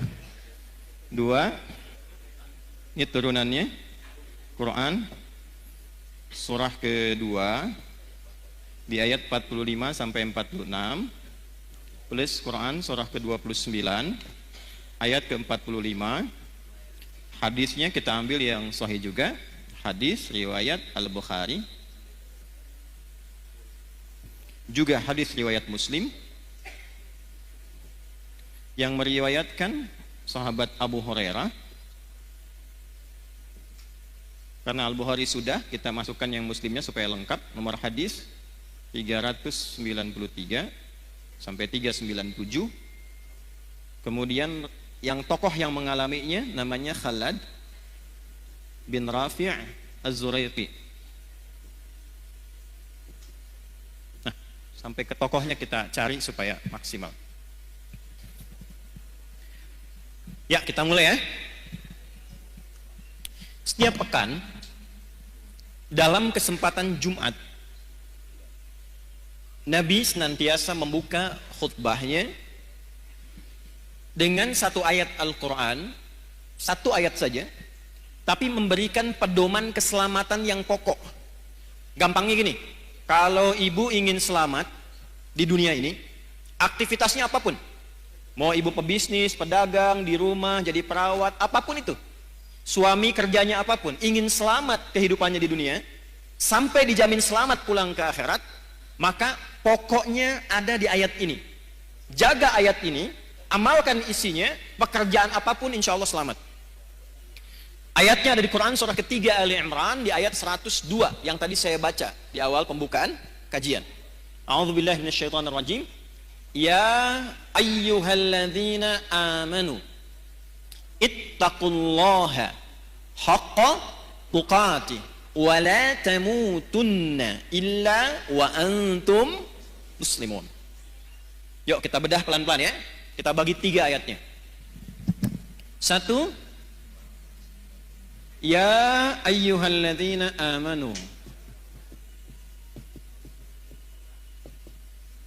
2, ittaqullaha haqqa tuqatih. 3, wala tamutunna illa wa antum muslimun. Ini mohon maaf saya tulis dengan khot saka ya. Kan khot itu ada khot nasakh, thuluth, ada ruk'ah, ada farisi. Nah ini jenisnya khot saka, khot paling kontemporer. Saka itu singkatan, saka hoyong, supaya cepat. Ya ayyuhalladzina amanu. Mau dibahas singkat atau dibahas detil? Oke. Ya, disebutkan 361 kali dalam Al-Quran. Fungsinya untuk memanggil, harfun nida. Nah, huruf memanggil itu di bahasa Arab ada 14. Ada a, ada ya, ada aya, ada wa, dan seterusnya. Tapi di Al-Quran yang disebutkan ibu, penting ini catat, itu hanya 1 dari 14 ini.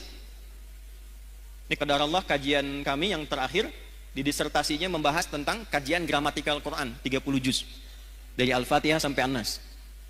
Nah, ia ini satu-satunya huruf panggilan yang disebutkan dalam Al-Quran. Ternyata rahasianya, yaitu memiliki fungsi, memiliki dan mewakili seluruh fungsi huruf-huruf nida yang lain. Misal, huruf nida itu huruf panggilan, Bu. Ya, ibu nida, ibu panggilan. Dipanggil suami, panggil anaknya dan sebagainya. Ya, memanggil yang dekat. Ya, memanggil yang menengah. Ya, memanggil yang jauh. Ya, bisa untuk minta tolong. Ibu sedang tawaf, tiba-tiba misalnya ada kondisi tertentu, kejepit, terus minta tolong.